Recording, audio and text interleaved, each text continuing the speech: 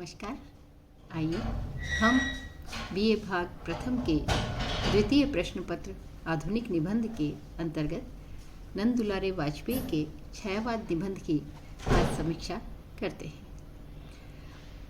देखिए, निबंध जो हैं वे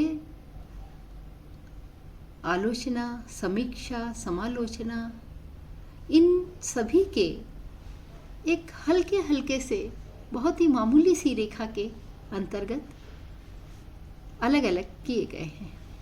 नंद दुलारे वाजपेयी भी हिंदी के माने जाने माने प्रतिष्ठित आलोचक और प्रवर्तक हैं।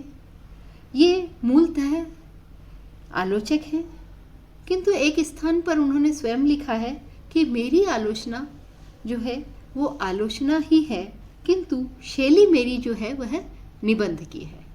अर्थात मेरी आलोचनात्मक कृतियों को ध्यान में रखकर जो मेरे निबंधकार के रूप में मुझे मेरे ऊपर विचार किया जाना चाहिए। तो इस प्रकार से हम नंद दुलारे वाजपेयी के निबंधों को आलोचना के रूप में भी देखते हुए उनके निबंधकार के रूप को ही हमें देखना होगा। जहाँ तक हम देखें नंद दुलारे वाजपेयी जी के जहाँ तक हम देखें नंद दुलारे वाजपेयी जी के जो निबंध है वह सौष्ठववादी आलोचना के प्रतिष्ठित निबंधकार या हम कहें प्रवर्तक माने जाते हैं।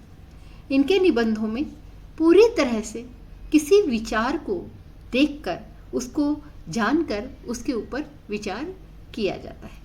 तो हम देखते हैं किस प्रकार से नंद दुलारे वाजपेयी जी के जो उनका व्यक्तित्व है या वो किस प्रकार के निबंधकार हैं, और उन्होंने छायावादी विषय पर जो निबंध लिखा है उसमें कौन कौन से रूप में छायावाद को प्रतिष्ठित किया। देखिए, एक समय था जब छायावाद को प्रारंभ में जो है वो अस्वीकार कर दिया गया था, क्योंकि उसके अंदर जो रोमांस की या हम कहें प्रेम की जो गतिविधियां थी उसको उस समय के तत्कालीन जो आलोचक थे उन्होंने स्वीकार नहीं किया था, और उसके संबंध में अलग अलग बातें भी उन्होंने कही थी। किंतु नंद दुलारे वाजपेयी जी ने छायावाद का समाज सापेक्ष न होकर व्यक्ति सापेक्ष, व्यक्ति के रूप में या उसके आत्म जो संदर्भ हैं उनके रूप में वह क्या व्यक्त करता है उसके रूप में उन्होंने छायावाद को देखा। इसी प्रकार से हम इस निबंध की समीक्षा करते हैं। तो आइए देखते हैं उनकी समीक्षा। उन्होंने शुक्लोत्तर हिंदी समीक्षा जो थी उसको नई जमीन दी। जिन नैतिक और लोकवादी आग्रहों के कारण शुक्ल जी ने हिंदी की नई जो ये छायावादी काव्यधारा थी उसका उन्होंने सही रूप में मूल्यांकन नहीं किया था, लेकिन इन्होंने जो है उसे पूरी तरह से गौरव जो है उन्होंने साहित्य के अंदर छायावादी काव्य को गौरव दिया। उनके काव्य में नैतिक मूल्यों की, सामाजिक आदर्शों की को खोजने की अपेक्षा कृति के अंतः और बाह्य सौंदर्य के अनुशीलन पर उन्होंने अधिक बल दिया। साथ ही काव्य के अंदर जो अंतर्वृत्तियां हैं उसका अध्ययन किया, उसकी मौलिक और शक्तिमत्ता, कलात्मक सौष्ठव और कवि के दार्शनिक, सामाजिक, राजनीतिक और जीवन संबंधी दृष्टिकोणों के विवेचन विश्लेषण को भी महत्वपूर्ण ठहराया। उन्होंने काव्य में आत्माभिव्यक्ति को महत्व देकर छायावादी कवियों की धारणा को पुष्ट किया। अर्थात आत्माभिव्यक्ति कविता के अंदर सबसे ज़्यादा महत्वपूर्ण है, यह उन्होंने अपने इस निबंध के अंदर व्यक्त किया। छायावाद के मानवीय और सांस्कृतिक पक्ष को भी उन्होंने इस कविता के अंदर इनमें व्यक्त किया। तो निबंधात्मक जो समीक्षा है उसका हम सब पहले ही कह चुके हैं, क्योंकि कवि ने स्वयं ही कहा है कि मेरे निबंधकार रूप पर आप विचार कीजिए, ना कि मेरे आलोचक के रूप में। इस प्रकार से उन्होंने स्वयं ही अपने उनके निबंधों में व्यक्तित्व और आत्मपरक जो अभिव्यंजना है उसको स्पष्ट कर दिया है। आगे हम देखते हैं कवि की जो अंतर्वृत्तियां हैं उसका सर्वाधिक अध्ययन वाजपेयी जी ने अपने निबंधों के अंदर किया है, और आत्माभिव्यक्ति को काव्य के अंदर जो छायावादी काव्य है जिसके अंदर कवियों ने, छायावादी कवियों ने जो आत्माभिव्यक्ति की है उसको उन्होंने व्यक्त किया है। क्योंकि हम देख सकते हैं कवि ने अपने इन निबंध, इस जो छायावाद निबंध है इसके आधार पर समीक्षा करते हैं तो हम देखें कि इन्होंने छायावाद का भक्ति काल के ऊपर लगभग सभी सूफी, या हम कहें कि ज्ञान मार्गी, या हम कहें राम काव्य और कृष्ण काव्य, सभी को लेकर उनका तुलनात्मक विवेचन इस निबंध के अंदर लेखक ने किया है। और एक कवि किन शाश्वत प्रतिमानों को खोजता हुआ अपने काव्य की रचना करता है, ये भी वाजपेयी जी अपने निबंधों के अंदर या अपनी आलोचनाओं के अंदर बहुत ही एक सूक्ष्म विश्लेषण के द्वारा व्यक्त करते हैं। साथ ही हम यहाँ पर यह भी कह सकते हैं कि वाजपेयी जी ने जो इनकी समीक्षा है वह प्रबंधात्मक न होकर निबंधात्मक है।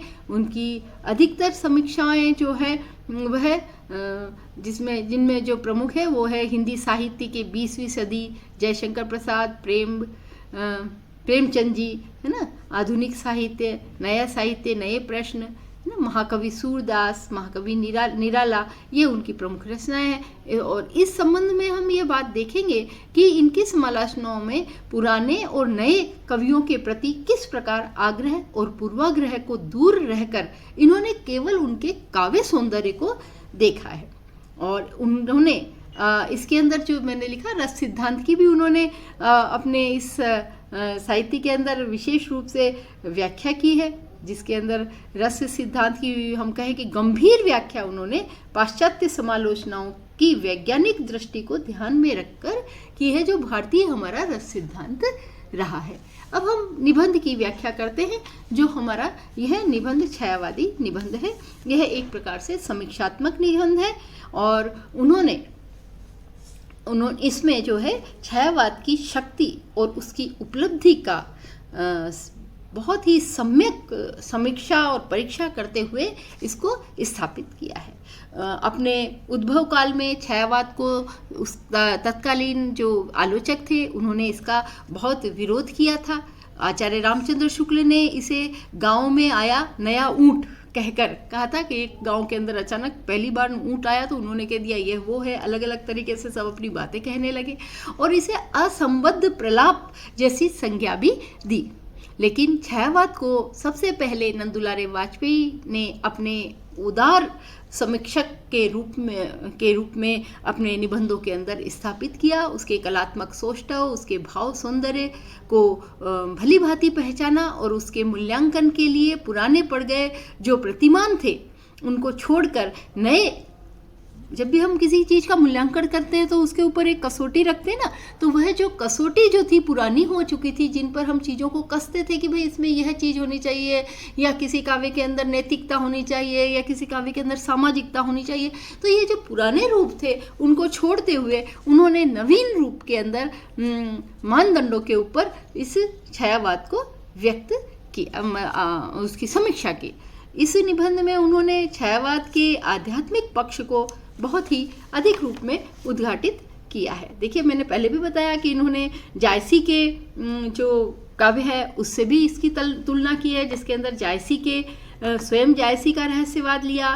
फिर शेख सादी का भी उन्होंने वर्णन किया इसके अंदर, जिसके अंदर उन्होंने लिखा है कि शेख सादी की रचनाएं उनसे भिन्न वातावरण और विचार क्रम का द्योतन थी। जायसी भारतीय सूफियों की कविता न तो उमर खय्याम का सा भाग्यवाद प्रवर्तित करती है और न ही दो प्राणियों के एकांत जीवन और औपनिवेशिक परिस्थितियों का प्रदर्शन ही करती है। तो इस प्रकार से हर कवि की कविता के साथ उन्होंने इस निबंध के अंदर छायावादी कवियों की तुलना करके उसे अलौकिक प्रेम जो उन्होंने व्यक्त किया है, अलौकिकता जो छायावाद का भी प्रमुख एक आधार है और दूसरे कवियों का भी, तो दूसरे भक्ति काल के कवियों का भी इसी प्रकार कबीर के जो रूप है उसके अंदर उन्होंने किया है कि कबीर के संबंध में उन्होंने लिखा है आध्यात्मिक काव्य के लिए एक अखंड सत्ता का स्वीकार, वह प्रेममय हो, वह ज्ञानमय हो, आनंदमय हो, तो जो जितना आवश्यक था सांसारिक सत्ता का व्यवहारिक जीवन का अस्वीकार भी उतना ही अनिवार्य हो गया था। है ना। तो इस प्रकार से उन्होंने जो निर्गुण और सगुण दोनों ही तरह के भक्तों का जो काव्य है उसके अंदर उन्होंने इस काव्य को देखा और इस काव्य को जाना, है ना।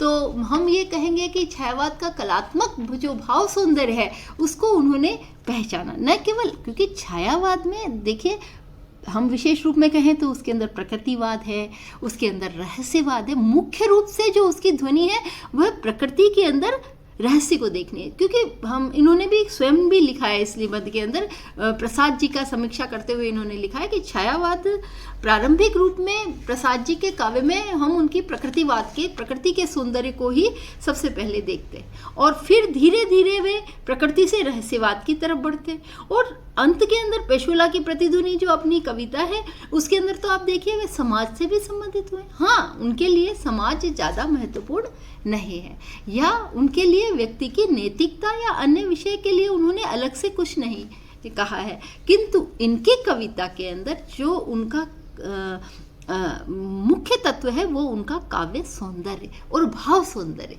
दोनों ही इनके काव्य में बहुत ही महत्वपूर्ण है। इसी प्रकार से उन्होंने सूरदास के लिए देखो कितनी सुंदर लाइन कही है कि तुलसीदास की विनय पत्रिका, सूरदास के विनय के पद, कबीर की साखियां, मीरा के भावगीत वास्तव में किसी सगुण या निर्गुण उपास्य के प्रति किए गए आत्मनिवेदन और स्तुति या ऋचाएं हैं।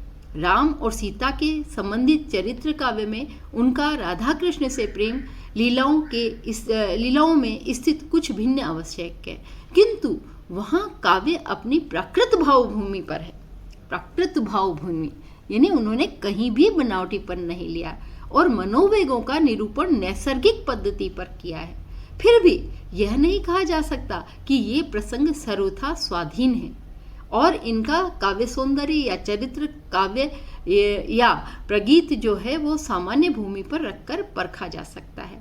समस्या यहाँ हो जाती है कि भक्ति उपासना या रहस्य साधना के सांप्रदायिक आग्रह प्रमुख बन बैठते हैं, है ना। तो इस प्रकार से इन्होंने बहुत ही सुंदर रूप में छायावाद की जो आध्यात्मिक और कलात्मक पृष्ठभूमि है उसके ऊपर इन्होंने अपनी समीक्षा, वाजपेयी जी ने अपनी समीक्षा को बहुत सुंदर रूप में दिया कि इन्होंने कहा है कि छायावादी आध्यात्मिकता मानवीय व सांस्कृतिक है जिसे 20वीं सदी के वैज्ञानिक और भौतिक प्रगति की प्रक्रिया भी कहा जा सकता है। आज के समय में मध्यकाल के कवियों की सी कविता का रचना असंभव है, तो भक्ति काल और छायावादी काव्य में मूलभूत अंतर यही है कि भक्ति काव्य में जीवन की लौकिक और व्यवहारिक पहलुओं को गौण स्थान देकर उसकी उपेक्षा की गई, किंतु छायावादी काव्य प्रकृति सौंदर्य और सामयिक जीवन परिस्थितियों से ही मुख्यतः अनुप्राणित है। यही वजह है कि इस काव्य में मानव अभिव्यक्तियां जो हैं उसकी, क्षमा करें, नवीन भावभूमि यहाँ है, तो इस जो मानवीय अभिव्यक्तियां हैं उनके लिए भक्ति काव्य की एकांत यहाँ उपेक्षा रही है। इसमें देवताओं या ईश्वर के चरित्र को प्रधान रूप से चित्रित किया जाता रहा जो दृश्य जगत की वस्तु ही नहीं था। ऐसा काव्य जो नवीन भावभूमि पर अधिष्ठित है मूल्यांकन के लिए नए प्रतिमानों की अपेक्षा करता है। तो छायावादी काव्य जो लिखा गया वह नए प्रतिमानों पर लिखा गया, क्योंकि आज का समाज, आज का मानव मन नए प्रतिमानों की अपेक्षा करता है। उसे उसकी ऐतिहासिकता और सामाजिक पृष्ठभूमि में देखते हुए उसके कलात्मक और भाव सौंदर्य को समझना होगा। वाजपेयी जी यह मानते हैं कि आध्यात्मिकता किसी काव्य का चरम गुण नहीं है। केवल आध्यात्मिकता ही हो और वो काव्य बहुत ही अच्छा हो तो यह नहीं कहा जा सकता, और ना ही सांप्रदायिकता या साधना विशेष की शब्दावली का प्रचुर प्रयोग उसे साहित्यिक उत्कर्ष दे सकता है ना। तात्पर्य सीधे शब्दों में कहें कि जो सांप्रदायिकता या किसी संप्रदाय विशेष से या साधना की विशेष पद्धति हो तो हम उसे कहें ये तो श्रेष्ठ है, तो ये भी हम नहीं कह, काव्य के स्तर पर, है ना, यानी साहित्यिक जो था उसके अंदर जो देखते हैं उसमें हम इन बिंदुओं को नहीं ले सकते। तो इसी को परख कर किसी काव्य का साहित्यिक मूल्यांकन हो सकता है, अर्थात उसके नई नवीनता या उसमें काव्यात्मकता कहाँ तक है, यही हम उसके अंदर देखते हैं। इसीलिए वाजपेयी जी की यह शिकायत भी रही कि मध्यकालीन भक्ति काल को धर्म भावना या आध्यात्मिक चश्मे से ही अधिक देखा गया, फलतः उसके काव्य सौंदर्य की स्वतंत्र परख नहीं हो सकी।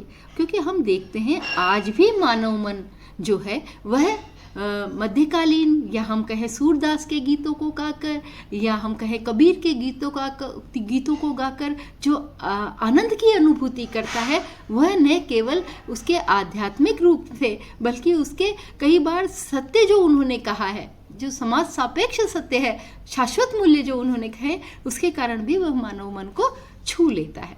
तो इस प्रकार से इस निबंध में जो व्याख्यात्मक विवेचनात्मक शैली है उनकी, वह व्यक्त हुई है, उसको रेखांकित किया है, और उन्होंने बहुत ही कम सूत्र वाक्य दिए हैं। हमने कहीं भी नहीं देखे कि किसी सूत्र वाक्य के आधार पर उन्होंने इसकी समीक्षा की है। उनकी भाषा शुद्ध, परिमार्जित और संस्कृत गर्भित है, जिसमें अंग्रेजी व उर्दू की शब्दावली भी बहुत ही कम रूप में आई है, लेकिन आई है। वाक्य छोटे हैं, सरल हैं, हम कहें कि सरल और सहज, और भाषा उनकी सहज और सरल है। भावुकता में वाक्य अपेक्षाकृत कहीं कहीं लंबे भी हैं, लेकिन फिर भी हम उसे एक साहित्यिक निबंध के रूप में देख सकते हैं। उनकी शैली विश्लेषणात्मक है, वर्णनात्मक है और प्रभावपूर्ण उनकी इस निबंध की शैली रही है। विचार गांभीर्य उनका प्रमुखता से झलकता है, जिसने छायावाद को स्थापित किया है। इसी लेख ने छायावाद को वास्तव में साहित्य में स्थापित किया था। हम इसमें यह भी कह सकते हैं कि उन्होंने इस निबंध के माध्यम से, यह जो निबंध छायावाद निबंध है, इसके माध्यम से काव्य को शुद्ध रूप से काव्य के रूप में स्थापित किया है, ना कि उसे किसी संप्रदाय या किसी पूर्वाग्रह या किसी प्रकार का हम कहें कि नैतिक मूल्य उनके माध्यम से उन्होंने इस काव्य को देखा है। तो बहुत ही सुंदर, बहुत ही समीक्षात्मक, या हम कहें एक विचारवान यह निबंध है। धन्यवाद।